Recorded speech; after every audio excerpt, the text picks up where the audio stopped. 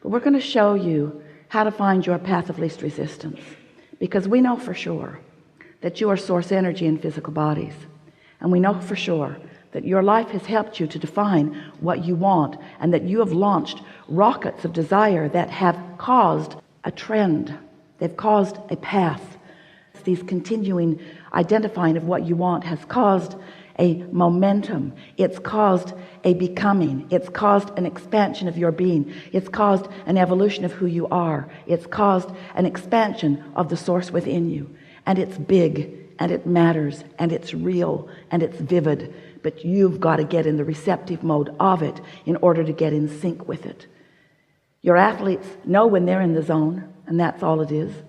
They know when they have hooked up with that vibration that allows them to express in this moment, right now, this red hot minute, the whole of who they are, the desire that they hold, the physical vitality that they know, the agility, the timing, the harmonics of the physical body,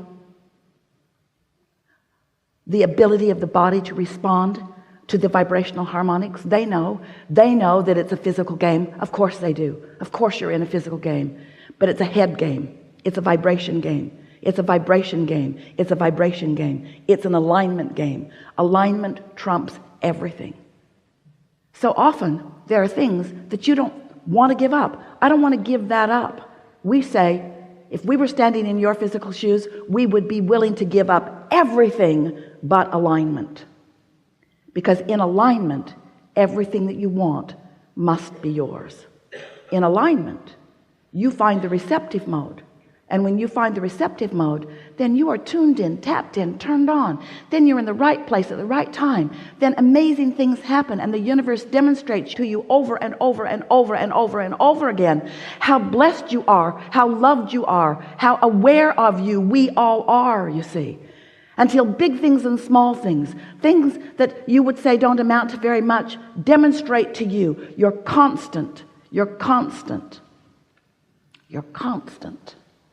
worthiness. The other day, Esther was walking with a friend around the loop where she lives in Del Mar. And they're walking around the loop, and they came to this house, and it had a for sale sign on it. And Esther said, I know the people who were renting this house. Really cute young couple. She said, one day, Jerry and I came around the corner, and here is this young man on some sort of weird bicycle contraption. It didn't have normal pedals. It was like a different kind of pumping action. And he was pushing it up the hill rather than riding it up the hill. And Jerry said to him, pretty steep hill, isn't it? And he said, no, it's not that. My wife gave it to me for my birthday today. And they put it together in the shop, and then they had to disengage something in order to get it in her car. But she didn't realize that they disengaged something, and so I had no brakes. And Jerry and Esther said, oh. So they visited a little while, really enjoyed these really beautiful people, and off they went. That was about 5 years ago. So Esther has not seen them. She has not been there much. She has not seen them. She has not even thought about them in all of this time. Until this day, 2 days ago, she's walking with Julie around the loop, and they see this house is for sale. So Esther tells that story. Then they finish their walk, get in the car, go to Roberto's for lunch, and on the way is that kid on that machine in a whole other part of the town. Esther said, law of attraction is my freaky friend. And we said, alignment is your freaky friend. In other words, when you are tuned in, when your resistance is non-existent, then everything that is important to you, big or small, demonstrates itself to you, because everything is known about everything. And when you are emitting a vibration, you are sending out a signal that is calling something back. It's what law of attraction is. That which is likened to itself is drawn. So one might worry that, well, if law of attraction is on all things big and small, am I not going to be inundated by data? And we say, yes, you are. You are inundated by data all day, every day, that represents the balance of the vibration that you put out. Everything that you are feeling is an indicator of everything that you are thinking. So what is a thought anyway? We want you beautiful manifested beings sitting in clumps on these chairs. We want you to understand your vibrational nature. We want you to understand the nature of this vibrational universe. We want you to understand that a vibration is a vibration, is a vibration, is a vibration, is a vibration. You know that story that you've been telling for so long? If a tree falls in the forest and there's no one there to hear it, doesn't make a sound? The answer is unequivocally no. It does not make a sound, because sound is the byproduct of the translation of the vibration by a receiving mechanism. It takes a focuser, it takes an eardrum, it takes something to turn that sound into something that can be received. Are you sort of kind of getting that? So there are vibrations all around you, and you have practiced yourself into being the receiver of them. We just want you to practice yourself into being the receiver of the ones that feel good, not the ones that feel bad, not all the ones, which means we want you to no longer be conditional focusers. You see something that feels good, you look at it. You see something that feels bad, you look at it. Not much discriminating. We want you to be so discriminating that you pull your attention at the earliest, most subtle stage that you can find, away from those things that don't feel good. We want you to tune yourself to this high frequency of who you are. So this is the big picture. You were source energy before you came into this physical body, and splat, now you're here. But the larger part of you is still non-physical, and still that pure positive energy, still in that place of non-resistance. So here you are, just like you planned, exploring contrast. That's a good thing, because if you don't know what you don't want, you cannot know what you do want. You must have that focusing experience in order to define and decide what you want. So at all levels of your being, you're launching these rockets. The cells of your body are also launching rockets. You're launching rockets of desire. You're launching rockets. Rockets. You're launching rockets of evolution and expansion. And the source within you is becoming. And now you have two vibrational points of view. The vibrational point of view of who you really are, and the law of attraction path that is being drawn to that powerful point of attraction. And then there's you and what you're thinking. So who you really are is unconditional, meaning who you really are will never look at a condition and try to fix it and use it as an excuse to disconnect from true path. And when you do, you get crossways of your energy. So here's this source energy part of you calling all things that you are asking for to that you, and calling this physical you to that you, calling you into alignment with who you are. And when you are not fixated on something that you're pushing against, you find that vibrational path easily, and you feel that flow and that ease, where as soon as you think about something, it begins to manifest. So here's the part you might not know, because we've told you all those other parts many times. This is the piece you might not know. So there is this vibration. Could be not perceivable. Could be trees falling all over in the forest and no eardrums there to interpret the vibration into what you call sound. So here's this vibration. But as that vibration evolves, as it gains momentum, it becomes more noticeable to those who are on the wavelength of it.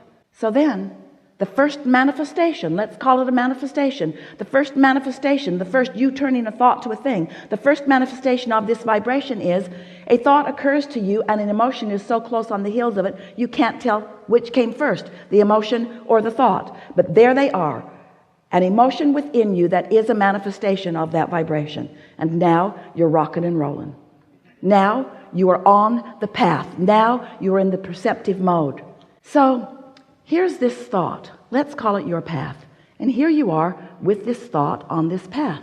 Now, if you don't do anything to divert your path, if you don't contradict it, if you don't say, yeah, but, if you don't say, oh, that's a really good idea, but I could never do it, or oh, that's a really good idea, but I've tried that before and it didn't work.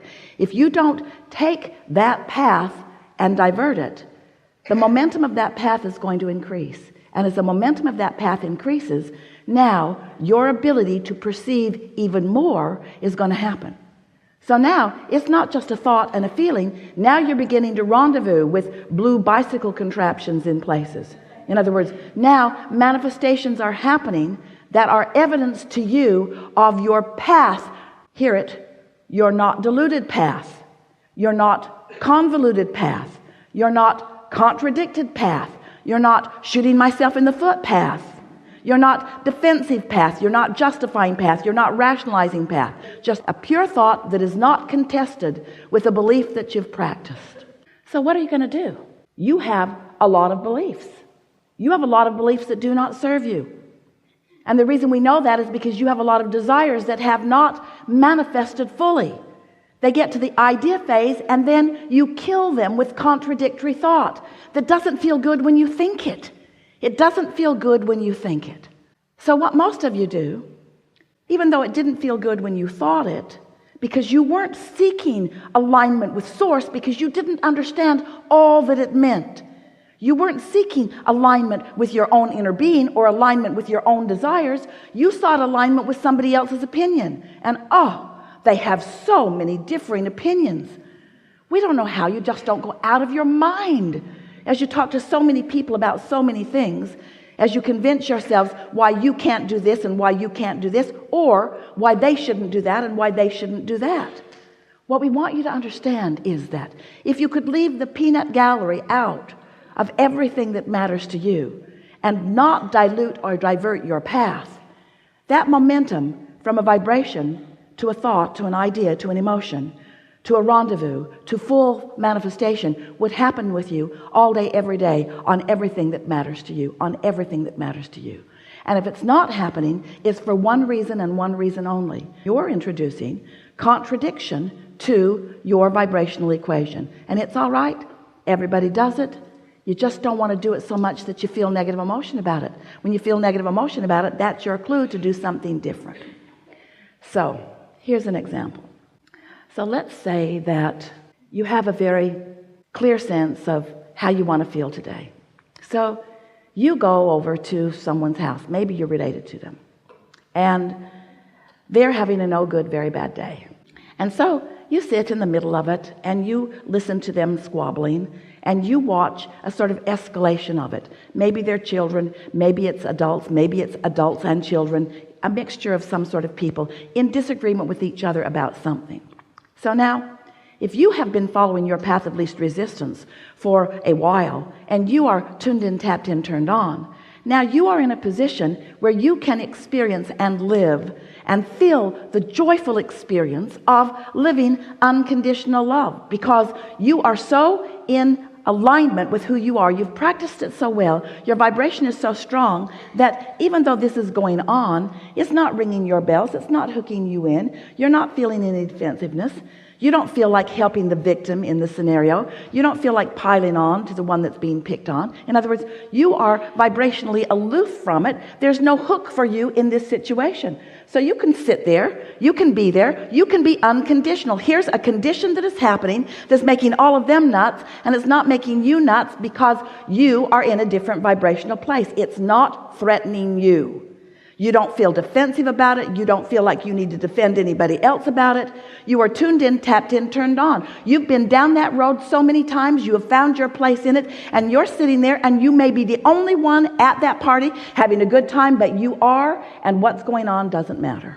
Or you haven't practiced your path of least resistance all that much. You're wobbly in your vibration. You know what you want, and you know what you don't want, and all of it's sort of active.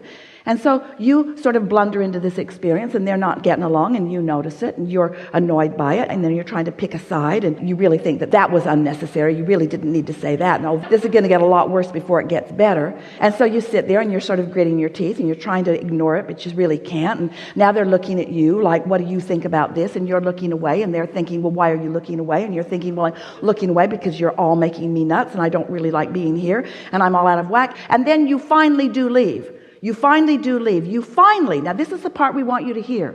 You finally do stumble on to your path of least resistance, but not until you have suffered mightily.